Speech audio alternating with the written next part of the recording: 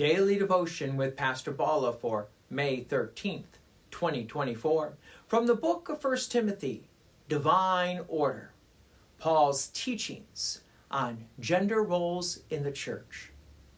Previously, we heard that in the context of public worship services, Paul instructs Timothy on the roles of women within the church gatherings.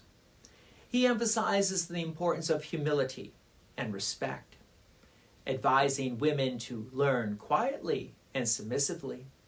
Moreover, Paul prohibits women from teaching or exercising authority over men during worship, promoting order and reverence in the assembly.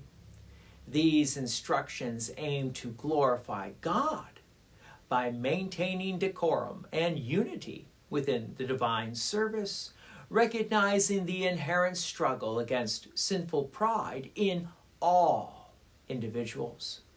By adhering to these guidelines and seeking God's grace, as believers, we are empowered to overcome our own sinful human nature and pride, and to be able to receive the gifts of God, His grace, and His mercy as we gather in the divine service. So let's continue with the book of 1 Timothy. From 1 Timothy chapter 2, verses 13 and 14. For Adam was formed first, then Eve. And Adam was not deceived, but the woman was deceived and became a transgressor.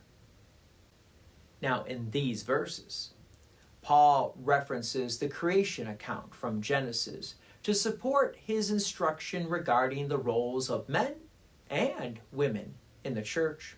He states that Adam was formed first, followed by Eve.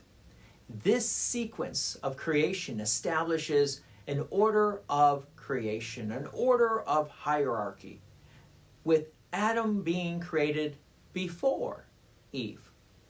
Paul further explains that Adam was not deceived by the serpent's temptation in the Garden of Eden, but Eve was deceived and became a transgressor. This references the events described in Genesis chapter 3, where Eve was deceived by the serpent and ate the forbidden fruit, leading to the fall of humanity.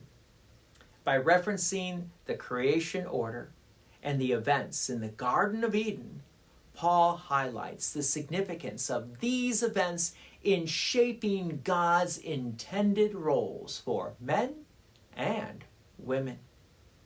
This supports his instruction for women to learn quietly and submissively in the church, as well as his prohibition against women teaching or exercising authority over men. Paul's argument is grounded in the biblical narrative and serves as a basis for his teaching on gender roles within the church.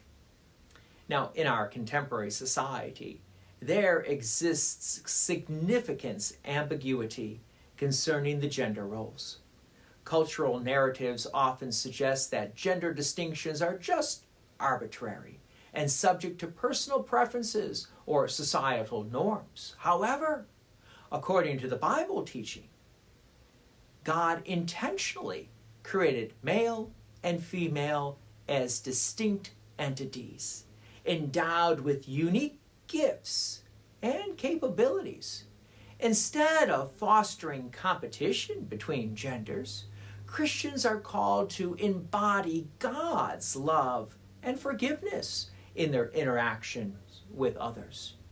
Despite the societal pressure to blur gender lines, adhering to God's design to male and female reaffirms our commitment to the biblical truth, even in the face of worldly idolatries.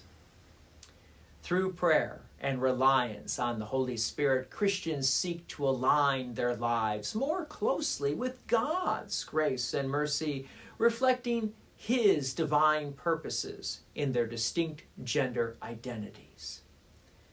God's peace and many blessings be with you, and thank you for listening. And please take an opportunity to share this message with others.